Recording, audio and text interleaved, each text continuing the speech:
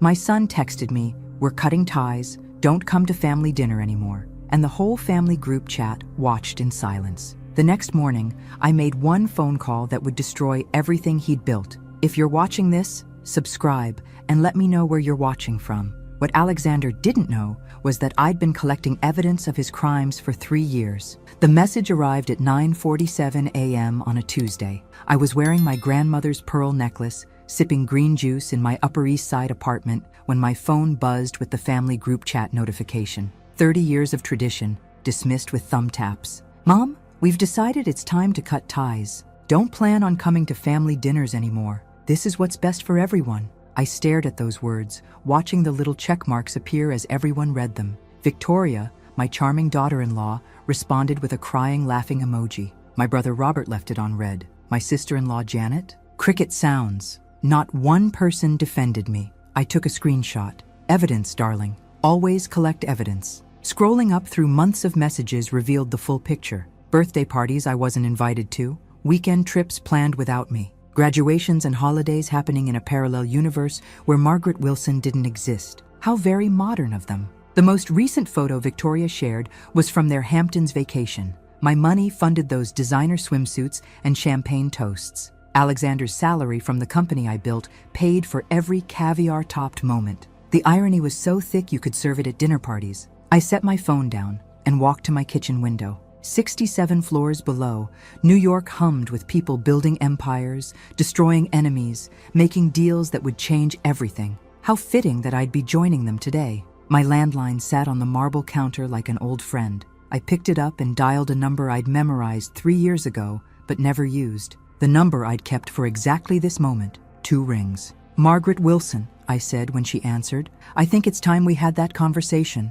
The voice paused, then laughed. Rich, knowing laughter that made my spine tingle. "I was wondering when you'd call." "Well, wonder no more. How quickly can you meet?" "For you? I can be there in an hour." I hung up and caught my reflection in the chrome coffee maker. The woman staring back wasn't the same one who'd read that text 90 minutes ago. This woman had squared shoulders, a lifted chin, and something dangerous sparkling in her eyes. Alexander wanted to cut ties? Perfect. I'd give him scissors so sharp he wouldn't see the cut until he was already bleeding. My phone buzzed again. Alexander calling from his office line, probably panicking about my radio silence. I declined the call and watched his name appear again immediately, then again and again. How delicious. 24 hours ago, I was dead weight. Now I was suddenly worth desperate phone calls. I typed back into the family chat, message received loud and clear. "Enjoy your last family dinner." Then I left the group. Some bridges you burn, others you blow up with dynamite and watch the pieces fall into the river below.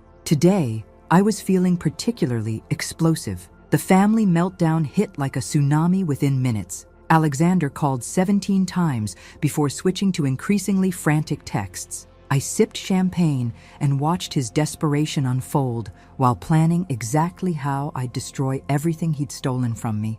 "Mom, what did you mean by last dinner? Answer your phone now. This isn't funny anymore. Victoria's having a panic attack. Are you happy?" Victoria's having a panic attack. Oh, that was precious. The woman who'd spent 2 years systematically erasing me from family photos was now hyperventilating because I'd finally fought back. I screenshotted every message from my growing evidence collection. My doorman buzzed up. "Mrs. Wilson, your guest has arrived. Send her up, Marcus. And Marcus, no interruptions for the next 2 hours. Whatever happens, I'm not available to anyone." Eleanor Hartwell stepped off my elevator, looking like she'd walked straight out of a hostile takeover, and won. Armani suit that cost more than most people's cars, Louboutin heels that could puncture a man's ego, and a smile sharp enough to perform surgery. "Margaret," she said, air-kissing both cheeks, "you look absolutely radiant. Revenge suits you." I haven't even started yet. I led her to my living room where contracts were spread across the coffee table like battle plans. "Champagne?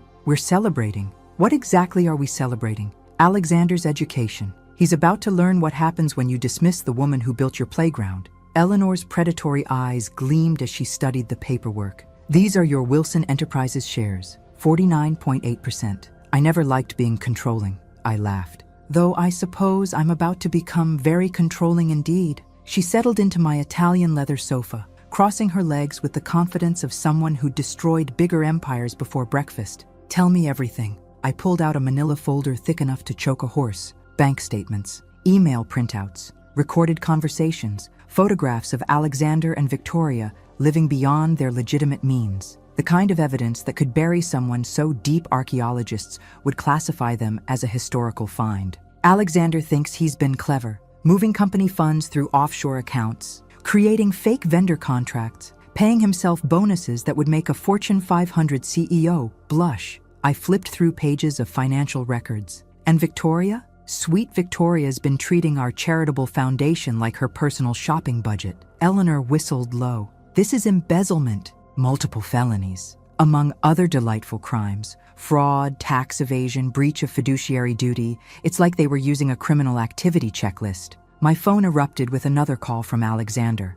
I declined it without looking and watched Eleanor's shark-like grin widen. You're not answering. I learned that technique from them. Funny how family communication becomes one-way traffic when it's convenient. I added Eleanor's number to my contacts under Partner in Justice. So what's your endgame? Simple. You buy my shares with very specific performance clauses that give you authority to audit every department, restructure management, and remove anyone guilty of financial irregularities. And your son? Alexander's about to discover that actions have consequences. Victoria's going to learn that stealing from the wrong woman can end careers permanently. I softened slightly. And my grandson Luke will finally see what real strength looks like. Eleanor signed the contracts with a gold pen that probably cost more than Alexander's car payment. This is going to be spectacular. Oh, darling, I said, clinking champagne glasses. Spectacular doesn't begin to cover it. The revelation that justified everything came through Victoria's own Instagram stupidity. While Alexander bombarded me with panicked voicemails, his wife was posting stories from their emergency family meeting, complete with champagne and oysters. Emergency indeed. I lounged in silk pajamas, watching their pathetic damage control unfold across social media. Victoria had geotagged their location at Le Bernardin because nothing says financial crisis like $200 tasting menus. The woman had the survival instincts of a lemming. But the story that shattered my last maternal hesitation came through my grandson, Luke. Sweet 19-year-old Luke, the only family member with functioning brain cells and a moral compass. He called me at midnight, voice shaking. Grandma, they're saying you've lost your mind. Dad says you threatened to destroy the family business out of spite. And what do you think? Sweetheart, I think they're lying. You don't do anything out of spite. You do things because they're right. He paused. But Grandma, they're telling everyone you never loved Dad, that you only cared about money and power. I sat in darkness, watching city lights twinkle below, and felt something inside me crystallize into pure determination. 35 years of raising Alexander, building something meaningful to leave behind. And this was how they rewrote history. Luke, do you remember when you broke your arm at age 8? Yeah, outside your Hamptons house. Who drove you to the hospital? You did. Dad was golfing, Mom was at the spa. Who stayed with you for 3 days? Sleeping in that torture device they called a chair? You. His voice softened. You brought me comic books and smuggled in McDonald's when the nurses weren't looking. Your father visited once, for 20 minutes, to take a photo for social media. I let that truth settle. Does that sound like a woman who doesn't love her family? Silence stretched between us. Luke, I need you to understand something crucial. Wilson Enterprises employs 3,000 people.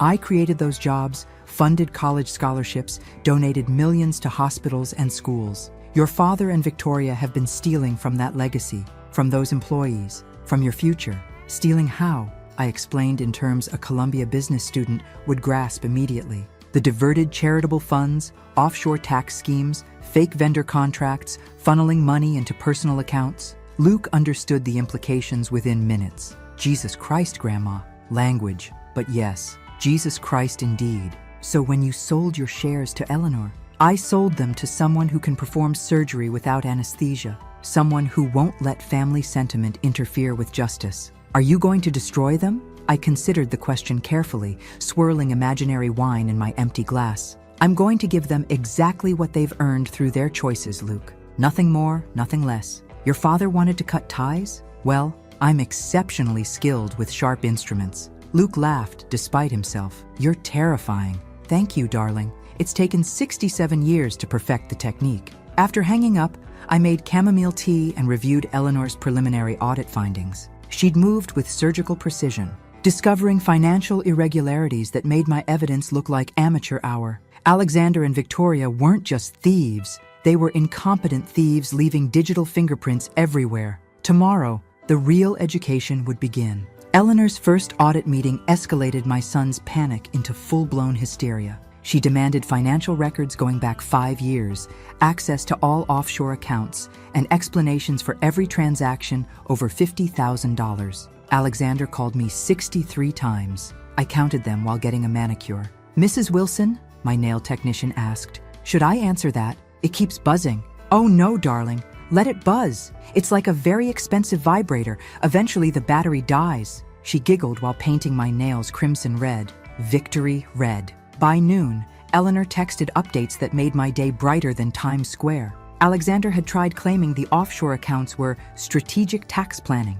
Victoria insisted the charitable foundation purchases were necessary administrative expenses. Apparently, a $50,000 handbag was essential for foundation operations. I called Luke during his lunch break at Columbia. "Grandma, campus is buzzing about Wilson Enterprises being under investigation. Someone posted about it on the business school forum." "How fascinating. What are they saying?" "That Eleanor Hartwell bought controlling interest and is auditing everything. Professor Martinez used it as a case study in hostile takeovers." He paused. "Dad tried calling me this morning. I didn't answer." "Good boy. What would you have said if you had?" "Probably something about reaping what you sow." I nearly choked on my green juice. "I've raised you well." "Actually, Grandma, I have a confession.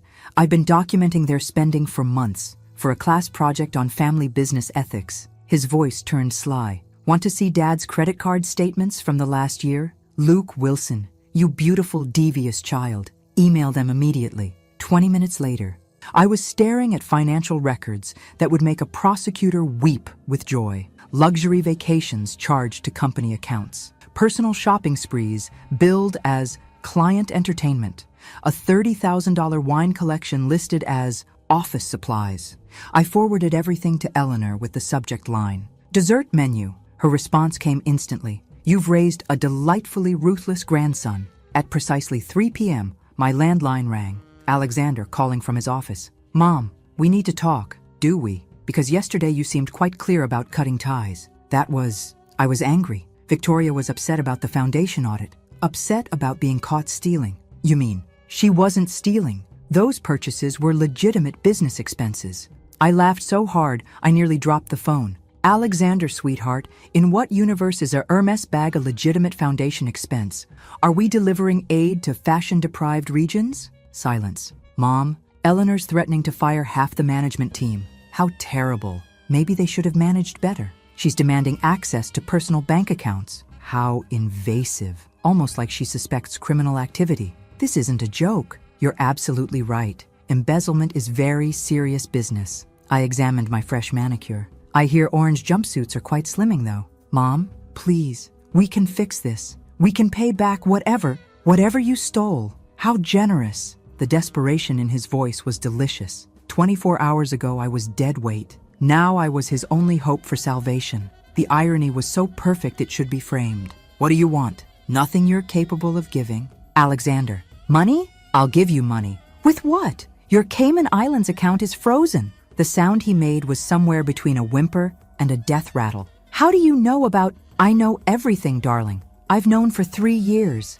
I was simply waiting for the right moment to use it." I hung up and immediately called Eleanor. "How's the audit progressing?" "Like Christmas morning for forensic accountants. We found 7 offshore accounts, forged vendor contracts, and enough evidence to keep federal prosecutors busy for years." "And Alexander?" "Crumbling beautifully. Victoria's already hired a criminal defense attorney." "Perfect. Phase 2 begins tomorrow." The first direct confrontation happened in the Wilson Enterprises boardroom, where Alexander tried to stage a coup against Eleanor's authority. He walked into a carefully orchestrated ambush that left him speechless and me deeply satisfied. I arrived wearing my best Chanel suit, the navy one that made me look like I could buy and sell countries before lunch. Eleanor had invited me as consulting advisor, which was corporate speak for ringside seat to watch your son implode. Alexander stood at the head of the mahogany table, surrounded by nervous board members who'd suddenly developed intense interest in their coffee cups. Victoria sat beside him, clutching a designer handbag like a life preserver. Poor thing looked like she'd aged 5 years in 3 days. "This audit is harassment," Alexander began, his voice shaking slightly. "Eleanor's overstepping her authority as minority shareholder." "Majority shareholder," Eleanor corrected smoothly. "I now own 51% of Wilson Enterprises, thanks to additional shares purchased from your mother's personal holdings." Alexander's face went the color of expired milk. "That's impossible. Mom only had 49.8% originally, yes. But I also purchased shares from your Uncle Robert and Aunt Janet yesterday evening." Eleanor smiled like a predator who'd cornered particularly slow prey. They were eager to sell after learning about the federal investigation. The temperature in the room dropped 20 degrees. Board members shifted uncomfortably, suddenly understanding they were witnessing an execution, not a meeting. "Federal investigation?" Alexander's voice cracked. "Oh yes. The FBI's Financial Crimes Unit finds embezzlement fascinating, especially when it involves charitable foundations." Eleanor opened a folder thick enough to stop bullets. "Would you like to explain these transactions to everyone?" She slid photographs across the table. Credit card statements, bank transfers, receipts for purchases that would make lottery winners blush. Alexander's hands trembled as he recognized his own financial crimes spread out for public viewing. "This is a misunderstanding," he stammered. "Those were legitimate business expenses." "A $60,000 watch is business expense?" Board member Harrison asked sharply. "Client gifts require quality, charged to the Children's Cancer Foundation account," Eleanor added helpfully. The silence that followed was so thick you could cut it with a butter knife and serve it at parties. Victoria made a small whimpering sound, like a wounded animal realizing the trap had already sprung. I stood slowly, letting my years of boardroom experience command attention. Every eye turned to me, too, and I savored the moment like expensive wine. "Alexander," I said, my voice carrying across the room like steel wrapped in silk. "Do you remember what I taught you about consequences when you were 7 years old?" "Mom, please!" "You stole cookies from Mrs. Henderson's kitchen and blamed the housekeeper. A woman supporting 3 children lost her job because of your lie." I walked closer, my heels clicking against marble like a countdown timer. "What did I make you do?" Alexander's face crumpled. "Confess, and work to pay back her lost wages." "Exactly. Actions have consequences. Always." I turned to address the room. "My son has forgotten this fundamental lesson. Victoria has helped him forget it. Today, they remember." Eleanor consulted her legal pad with theatrical precision. "Alexander Wilson, by majority shareholder vote, you're hereby terminated from all positions within Wilson Enterprises, effective immediately. Security will escort you from the building." "You can't do this." "Actually, I can, and I am." Eleanor's smile could have frozen hell. "Victoria Wilson, you're banned from all company properties pending criminal charges." Victoria finally found her voice. "Margaret, you're destroying your own family." I looked at this woman who'd systematically erased me from family photos, stolen from charities I'd built, and convinced my son to treat me like garbage. The woman now calling me family because she needed salvation. "Darling," I said, adjusting my grandmother's pearls, "I'm not destroying anything. I'm simply taking out the trash." Security appeared as if summoned by magic. Alexander and Victoria were escorted out like common criminals, which technically they were. The remaining board members sat in stunned silence. "Now then," Eleanor said cheerfully, "let's discuss replacing leadership with people who understand the difference between company funds and personal shopping budgets." Through the window, I watched Alexander and Victoria standing on the sidewalk, looking lost and small and utterly defeated. Justice, I decided, was absolutely delicious. The allies emerged from unexpected places, validating every decision I'd made and proving that Alexander and Victoria's reign of terror had created more victims than just me. By week's end, I had an army. Luke called Tuesday morning, voice bright with vindication. "Grandma, you won't believe what's happening at school. Professor Martinez wants to use your case as the semester's capstone project. How proper corporate governance protects stakeholder interests. How academic of him. Also, 3 of Dad's former employees contacted me through LinkedIn. They want to thank you personally." "For what?" "For finally stopping what they call the hemorrhaging. Apparently, Alexander's been laying people off while giving himself raises. Mom's foundation purchases were funding luxury trips while cutting children's programs." I sat in my silk robe, sipping coffee that cost more than most people's hourly wage, and felt something I hadn't experienced in years. Validation. not just from financial victory, but from moral clarity. Luke, invite those employees to lunch, somewhere nice. My treat. Are you building an alliance? I'm building something better. Sweetheart, I'm building proof that we were right. Eleanor called an hour later, practically purring with satisfaction. Margaret, you need to see today's audit results. Alexander wasn't just stealing from the company, he was stealing from employee pension funds. How much? 2.7 million over 3 years. Redirected to offshore accounts that funded his and Victoria's lifestyle. Her voice turned predatory. The employees' retirement security paid for their Hamptons house renovations. I felt my blood pressure spike into dangerous territory. Stealing from me was personal. Stealing from loyal employees who'd built this company with their sweat and dedication? That was unforgivable. Eleanor, I want every penny recovered and returned to those pension funds. I don't care what it costs. Already in motion. Also, the FBI agents want to interview you tomorrow. Apparently, your evidence collection was so thorough they're calling it a prosecutor's dream. How flattering. One more thing. The Wall Street Journal wants an exclusive interview. Business matriarch takes down corrupt dynasty is their working headline. I considered this carefully. Public vindication versus private satisfaction. The chance to tell my story versus the pleasure of watching Alexander squirm in silence. Schedule it. That afternoon, I met with Alexander's former employees at Le Bernardin, the same restaurant where Victoria had celebrated my supposed downfall a week earlier. 3 women, all middle management, all looking haggard from months of stress I'd unknowingly helped create. Mrs. Wilson, said Janet Morrison, former head of human resources, we thought you knew about the layoffs, the pension fund transfers, the budget cuts while executive compensation increased. I was deliberately kept uninformed, I admitted. My own son made sure I couldn't see what was happening. We wanted to contact you directly, but Alexander said you'd moved to assisted living, that you had dementia. The coffee cup in my hand trembled slightly. He told people I had dementia? Complete cognitive decline, added Sandra Chen, former finance director. Said you couldn't handle business decisions anymore. That's why he needed full control of company operations. The restaurant's elegant atmosphere suddenly felt suffocating. My own son had declared me mentally incompetent to justify his theft, not just from me, but from every person who'd trusted Wilson Enterprises with their future security. Ladies, I said, setting down my cup with surgical precision, would you like to help me ensure justice is properly served? Their eager nods confirmed what I'd suspected. Alexander and Victoria hadn't just made enemies of me. They'd created an entire network of people, hoping for their downfall. Perfect. Eleanor's hiring new management. You'll receive calls tomorrow about returning to your positions with appropriate authority to prevent this from happening again. Mrs. Wilson, Sandra said softly, why are you helping us? We failed to protect the company. You didn't fail. You were systematically undermined by people you trusted.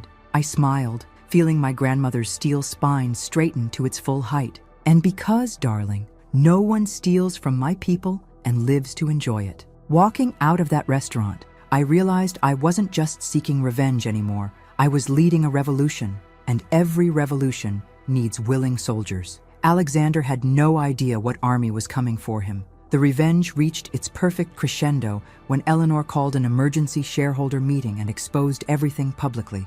Alexander's complete financial destruction played out in front of everyone who'd ever doubted my capabilities, and I watched with satisfaction that bordered on spiritual. The Pierce Conference Center buzzed with anticipation as shareholders, board members, journalists, and federal agents filled every seat. I chose a spot in the front row, wearing my late mother's diamond earrings and a smile that could cut glass. Alexander sat across the aisle, looking like he'd aged 20 years in 10 days. Eleanor commanded the podium like a conductor leading an orchestra of financial ruin. Ladies and gentlemen, today's presentation concerns the systematic embezzlement of Wilson Enterprises funds by former CEO Alexander Wilson and his wife, Victoria Wilson. The wall-mounted screens lit up with evidence that made my months of careful collection look amateur. Bank transfers, forged documents, email chains discussing creative accounting methods, Alexander's digital footprint of greed displayed in high definition for everyone to witness. Over 4 years, the defendants redirected $8.3 million from company operations, employee pension funds, and charitable foundations into personal offshore accounts. A murmur rippled through the audience. Alexander slumped in his chair like a deflated balloon. Victoria wasn't even present. Her lawyer had advised against public appearances after yesterday's federal indictment. The lifestyle funded by these stolen funds included luxury vacations, designer purchases, real estate investments, and personal expenses totaling 3 times Mr. Wilson's legitimate salary. Eleanor clicked to the next slide. Photographs of Alexander and Victoria's social media posts. Champagne toasts in Santorini funded by Children's Cancer Research. Designer gowns purchased with employee pension money. A yacht rental paid for with charitable donations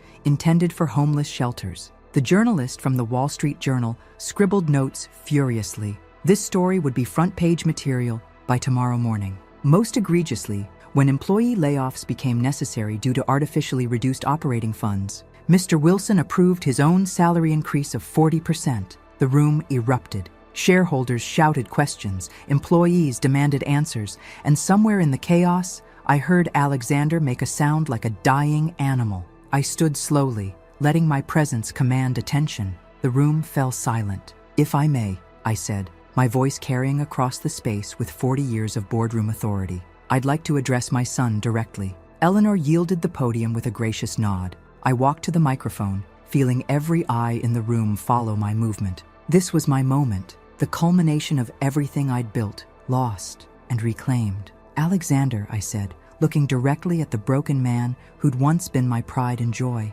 "Stand up." He rose shakily, looking like he might collapse. "You told people I had dementia, that I was incompetent to make business decisions, that I'd never loved you." My voice remained steady, each word precisely calculated. "You erased me from this company's history, excluded me from family gatherings, and instructed others to treat me like a burden." The silence was so complete you could hear hearts breaking. "But mostly, Alexander, you forgot who taught you everything you knew about business, about ethics, about the difference between right and wrong." I paused, letting that truth settle. "Today, you remember," I turned to address the room. "Wilson Enterprises will continue operating under new leadership. Every stolen dollar will be returned to its rightful purpose. Every employee wrongfully terminated will be rehired with full benefits and back pay." Applause erupted from the employee section. Several people wiped away tears. As for my son, I looked back at Alexander, who was openly crying now. "Criminal charges have been filed. Federal authorities will handle justice from here. I'm simply ensuring that the empire I built continues serving the people it was meant to serve."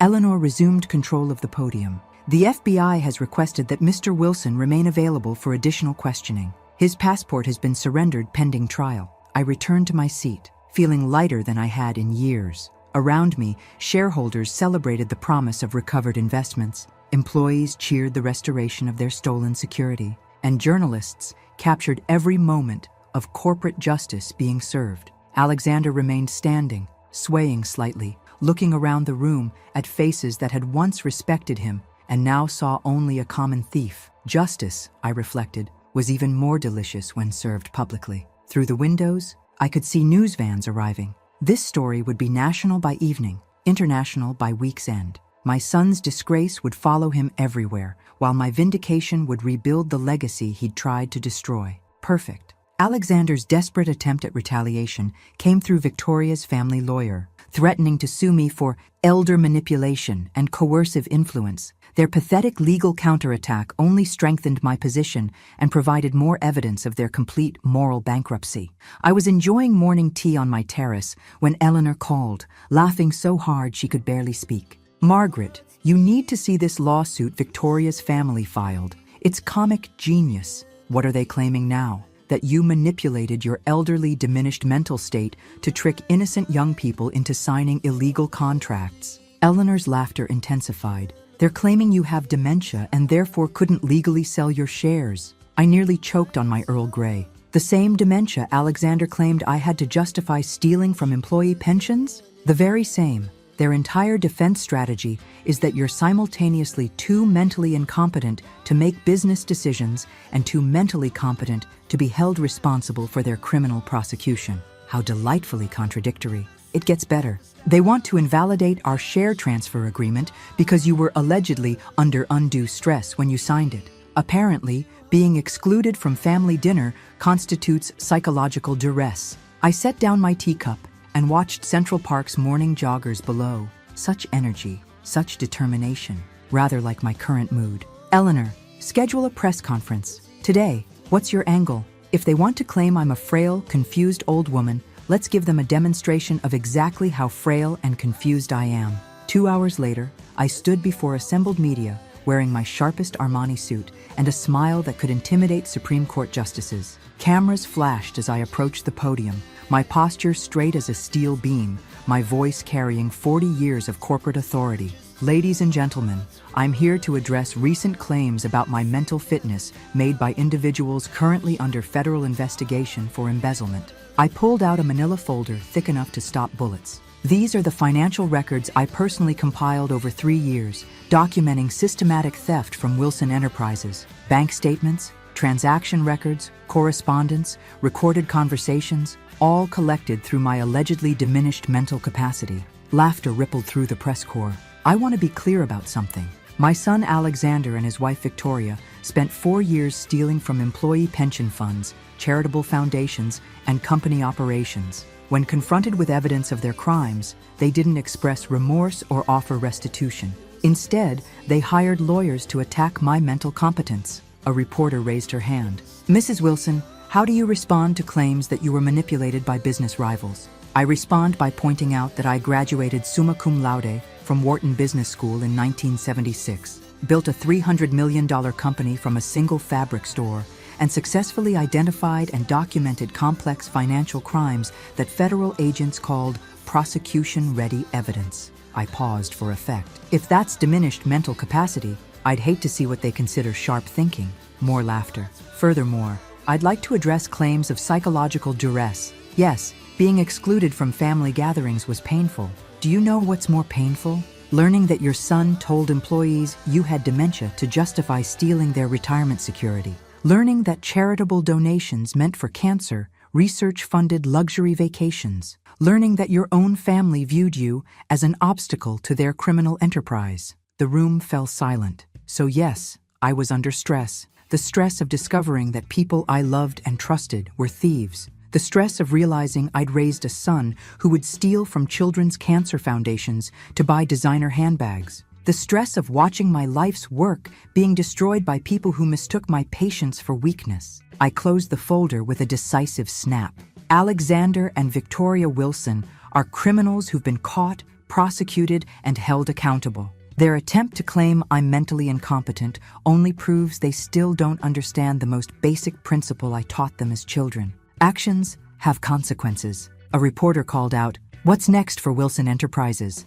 Excellence, integrity, a return to the values that built this company before it was corrupted by people who confused theft with strategy." I gathered my papers. Thank you for your time. Walking away from that podium, I felt something I hadn't experienced since this ordeal began. Not just vindication, but genuine peace. The public record was clear, the legal record was unshakable, and my reputation was not only restored, but enhanced. Eleanor waited by the exit, grinning like a shark who just discovered a fish buffet. That was beautiful. That was necessary. Now Alexander knows that even from his position of complete disgrace, he still can't touch me. My phone buzzed with a text from Luke. "Grandma, you're trending on Twitter. Your business matriarch is #1 worldwide." I smiled, thinking about how perfectly things had aligned. Sometimes justice doesn't just happen. Sometimes it arrives with spotlights and standing ovations. Alexander had tried one last desperate attack. Instead, he'd handed me complete and total victory. Perfect. My complete transformation reached its pinnacle when I walked into my first board meeting as Wilson Enterprises' new chairman. Commanding respect I'd earned through battle and demonstrating power I'd claimed through justice. The woman who entered that room was nothing like the one Alexander had dismissed 6 weeks earlier. I arrived wearing my grandmother's pearl necklace, the one I'd worn the morning Alexander texted his dismissal, and a bespoke Chanel suit that cost more than Victoria's stolen handbag. My silver hair was styled in a power bob that announced authority before I spoke a word. The woman reflected in the conference room's glass walls was someone I barely recognized. Shoulders squared, spine straight, eyes sharp as precision instruments. "Ladies and gentlemen," I said, taking my seat at the head of the mahogany table where Alexander had once tried to banish me from relevance. "Welcome to the new Wilson Enterprises." The board members, some old allies, some new additions carefully vetted by Eleanor, listened with rapt attention as I outlined our reconstruction strategy. Every person Alexander had wrongfully terminated would be rehired. Every stolen dollar would be returned to its intended purpose. Every corrupt practice would be systematically eliminated. Our first quarter under ethical leadership shows remarkable results, Eleanor reported, consulting financial documents that painted a picture of rapid recovery. Employee morale is at 5-year highs. Charitable foundation efficiency has increased 60%, and we've attracted 3 major clients who'd refused to work with us under previous management. Board member Harrison raised his hand. Mrs. Wilson, what about the criminal trials? Alexander and Victoria face federal charges for embezzlement, fraud, and tax evasion. Their trials begin next month. I smiled with satisfaction that bordered on predatory. I'll be testifying as the government's star witness. And the company's reputation? Stronger than ever. Yesterday, Harvard Business School requested permission to use our corporate governance transformation as a case study. The Wall Street Journal called us a masterclass in stakeholder capitalism. Forbes wants me on their cover. Murmurs of approval circled the table. These people had watched me systematically dismantle corruption, rebuild institutional integrity, and emerge as a business leader worthy of international recognition. The contrast with Alexander's disgraceful leadership couldn't have been more pronounced. What's our 5-year projection? Asked new board member Sarah Chen, whom I'd recruited from Goldman Sachs specifically for her expertise in ethical financial management. Conservative estimates suggest 20% annual growth, driven by our reputation for integrity and our commitment to stakeholder value over pure profit extraction. I clicked to the next presentation slide. We're also launching the Wilson Foundation's new scholarship program, fully funded by recovered, stolen assets. The irony was delicious. Money Alexander and Victoria had stolen from charitable purposes would now fund education for deserving students who exemplified the integrity they'd completely lacked. Mrs. Wilson, asked longtime board member Roberts, how do you feel about your transformation? I considered the question carefully, looking around the room at faces that showed genuine respect rather than the barely concealed dismissal I'd endured under Alexander's regime. 6 weeks ago, I was told I was dead weight, excluded from family gatherings, dismissed as irrelevant. My voice carried across the room with steel-wrapped authority. Today, I'm chairman of a $300 million company, a federal witness in a major criminal case, and apparently trending on social media as an inspiration to businesswomen worldwide. Laughter rippled through the room. The transformation isn't just personal, it's institutional. Alexander led through fear, theft, and deception. I lead through transparency, accountability, and earned respect. I stood, feeling every inch of my height, every year of my experience, every ounce of power I'd reclaimed through strategic warfare. The difference is that when people follow you out of fear, they abandon you the moment they find courage. When they follow you out of respect, they become allies in building something lasting. Eleanor nodded approvingly. Speaking of allies, we've received partnership inquiries from 12 companies that specifically cited your leadership as their motivation for wanting to work with Wilson Enterprises. And employees? Productivity is up 30%. Voluntary turnover is down 60%. Yesterday, 3 former employees who'd left under Alexander's management called asking to return. I thought about the woman who'd read that devastating text message 7 weeks ago. She'd been hurt, confused, questioning her own worth. The woman standing at this table had answers to all those questions and the power to ensure they were never questioned again. Ladies and gentlemen, this company will never again be held hostage by people who mistake cruelty for strength or theft for success. I gathered my papers with movements that commanded attention. We build value through integrity, lead through example, and prove that doing right is also doing well. The standing ovation that followed was something Alexander had never received, not once, in all his years of leadership. Perfect. The public vindication reached its perfect crescendo when Wilson Enterprises won the Corporate Integrity Award at the National Business Ethics Conference, with me accepting the honor before an audience that included former skeptics who now stood and applauded my complete transformation. I walked onto the Lincoln Center stage wearing the pearl necklace that had become my symbol of resilience and a navy Armani gown that announced victory without saying a word. 3 months earlier, I'd been dismissed as dead weight. Tonight, I was being celebrated as a model of corporate courage. Ladies and gentlemen, the presenter announced, this year's Corporate Integrity Award goes to Wilson Enterprises under the transformational leadership of Chairman Margaret Wilson for demonstrating that ethical business practices drive both moral and financial success. The audience erupted in applause as I approached the podium. In the front row, I spotted Luke beaming with pride, Eleanor recording on her phone, and several journalists who'd covered my story from corporate disgrace to national recognition. "Thank you," I said, my voice carrying across the auditorium with confidence earned through battle. 7 months ago, I discovered that my own family had been systematically stealing from our company, our employees, and our charitable foundations. Today, every stolen dollar has been recovered and returned to its intended purpose. The applause intensified. But this award isn't just about exposing corruption. It's about proving that businesses built on integrity don't just survive, they thrive. Since implementing transparent governance practices, Wilson Enterprises has attracted new clients, retained valuable employees, and increased both profitability and social impact.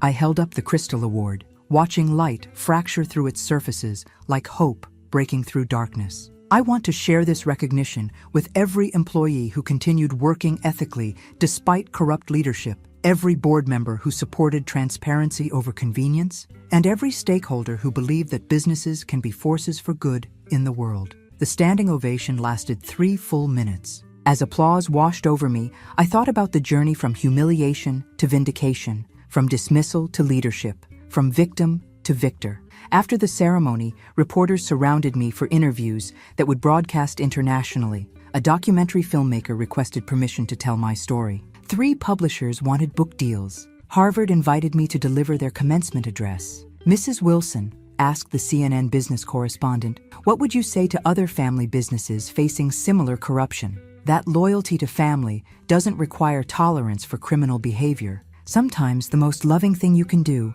is hold people accountable for their choices." I smiled with satisfaction that felt as warming as summer sunshine. Actions have consequences, always. Do you have any regrets about exposing your son's crimes? My only regret is not acting sooner. Every day I hesitated was another day employees' retirement funds were being stolen. Another day charitable donations were being diverted. Another day corruption was being normalized. I paused, choosing my words carefully. I regret allowing love to delay justice. What's next for Wilson Enterprises? Excellence. We're expanding our scholarship program, opening operations in 3 new countries with strict ethical oversight, and launching an initiative to help other family businesses implement transparent governance practices. I adjusted my grandmother's pearls. We're proving that integrity isn't just the right choice, it's the profitable choice. Later that evening, at the after party in my honor, I received calls from business leaders, politicians, and activists who'd been inspired by my story. The mayor wanted to discuss economic development initiatives. The governor invited me to join her Business Ethics Advisory Committee. A senator mentioned my name for a federal commerce position. Luke found me on the hotel terrace, looking out at the city lights that twinkled like diamonds scattered across black velvet. "Grandma, you're famous." "I'm vindicated, sweetheart. There's a difference. Are you happy?" I considered the question while watching traffic flow like rivers of light below us. Was I happy? Or was I something more complex? Satisfied? Purposeful? Complete? I'm at peace, Luke. For the first time in years, I'm exactly where I'm supposed to be, doing exactly what I'm meant to do. I smiled at this young man who'd never doubted my integrity. And yes, that makes me deeply happy. The irony wasn't lost on me. Alexander had tried to destroy my reputation and instead made me more powerful than I'd ever been. Victoria had attempted to erase my legacy and instead helped me build something more meaningful than anything I'd achieved before. Sometimes justice doesn't just restore what was taken. Sometimes it gives you something better than what you lost. Tonight, surrounded by recognition I'd earned through courage, I understood that my greatest victory wasn't defeating Alexander and Victoria. It was becoming the woman I was always meant to be. The new legacy I've built 6 months later proves that sometimes the best revenge is living so well that your enemies become irrelevant. I sit in my downtown loft, surrounded by art instead of corporate awards, funding dreams instead of fighting nightmares, and finally understanding what true power looks like. This morning started like every Saturday for the past 3 months. Luke arrived at 10 with coffee and croissants from that little French place near Columbia, settling into what's become his regular spot on my Italian leather sofa. At 19, he possesses more integrity than his father ever managed, and watching him grow into a man of principle has become one of my greatest joys. Grandma, Professor Martinez wants to interview you for his new book about ethical leadership, he said, pulling academic papers from his backpack. Also, 3 more family businesses have contacted the university asking for guidance on transparency initiatives. How many is that this month? 15. You're becoming the go-to expert on corporate governance transformation. He grinned. Who knew exposing your own son's crimes would become a business model? I laughed. Reviewing applications for the Wilson Foundation's latest scholarship program. 50 brilliant young women from low-income families, each receiving full university funding plus mentorship opportunities. The money Victoria had stolen to buy designer handbags now purchases education for the next generation of female leaders. Speaking of business models, I said, signing approval letters that would change 50 lives, Eleanor wants to formalize our consulting partnership. Apparently, family businesses worldwide are requesting the Margaret Wilson treatment for their corruption problems. Are you interested? Darling, at 67, I've discovered I have a talent for corporate exorcism. Why waste it? My phone buzzed with a text from Eleanor. Netflix approved the documentary, Margaret Wilson, the woman who wouldn't disappear. Production starts next month. The irony was delicious. Alexander had tried to make me disappear, and instead made me unforgettable. Luke, do you ever wonder what your father's doing now? His expression grew serious. Actually, I saw him last week. He's working at a consulting firm downtown, some kind of junior analyst position. Luke searched for words. Smaller, like he'd shrunk. And Victoria? Divorced him 2 months ago. Moved to Los Angeles with the kids. Apparently, she's trying to become a lifestyle influencer. He rolled his eyes, teaching people about authentic living while using a fake name to avoid her criminal record. I felt something unexpected. Not satisfaction, but a kind of peaceful indifference. These people who'd once loomed so large in my life, who'd caused such pain and fury, had become footnotes in a story that was no longer about them. Do you miss them? Luke asked quietly. I miss who I thought they were, the son I believed I'd raised, the family I imagined we could be. I set down my papers and looked at this young man who'd never disappointed me. But I don't miss the reality of who they actually were. The afternoon brought my weekly visit to the Wilson Foundation's new headquarters, a restored brownstone in Brooklyn, where young entrepreneurs receive funding, mentorship, and workspace to build ethical businesses. Today, I was meeting with Maria Santos, whose sustainable fashion startup had just secured its first major retail contract. Mrs. Wilson, Maria said, showing me prototypes of clothing made from recycled materials. I want you to know what this opportunity means. 3 years ago, I was cleaning office buildings at night to support my kids. Now I'm employing 12 people and proving that business can be both profitable and responsible. That's exactly why we exist, dear. To prove that success doesn't require sacrificing your soul. Walking through that building, seeing young women of all backgrounds building companies based on integrity rather than exploitation, I understood something profound. My greatest victory wasn't destroying Alexander's criminal enterprise, it was creating something better in its place. As evening fell, I returned to my loft and called Eleanor to discuss next week's board meeting. Wilson Enterprises continued thriving under ethical leadership, now valued at over $400 million and recognized internationally as a model of stakeholder capitalism. Margaret, Eleanor said, I have news. Alexander called today asking for a meeting. What does he want? To apologize, apparently. To make amends for his behavior. I considered this while watching sunset paint the city golden. After months of silence, my son wanted reconciliation. Not because he'd found religion or discovered integrity, but because he'd finally realized the cost of his choices. What should I tell him? Tell him I'm busy building something beautiful. If he wants to be part of something meaningful, he can apply to work at the foundation like any other candidate. I smiled.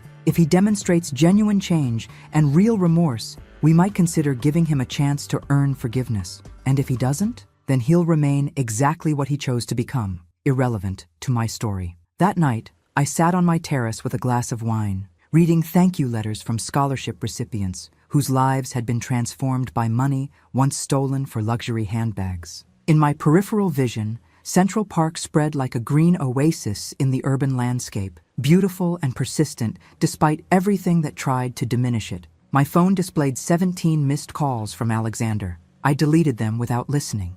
Some relationships can be rebuilt through forgiveness and growth. Others end when people reveal who they really are. The wisdom is knowing the difference and having the strength to act accordingly. Tomorrow, I would wake up as Margaret Wilson, business leader, philanthropist, corporate ethics expert, and grandmother to an extraordinary young man. Not someone's dismissed mother or overlooked family member, but a woman who'd built something meaningful from the ashes of betrayal. Sometimes the best revenge isn't destroying your enemies. Sometimes it's becoming so powerful that their opinions become irrelevant, their actions become inconsequential, and their absence becomes a gift rather than a loss. In the quiet of my new life, surrounded by purpose instead of pain, I finally understood what true victory looked like. It looked like peace.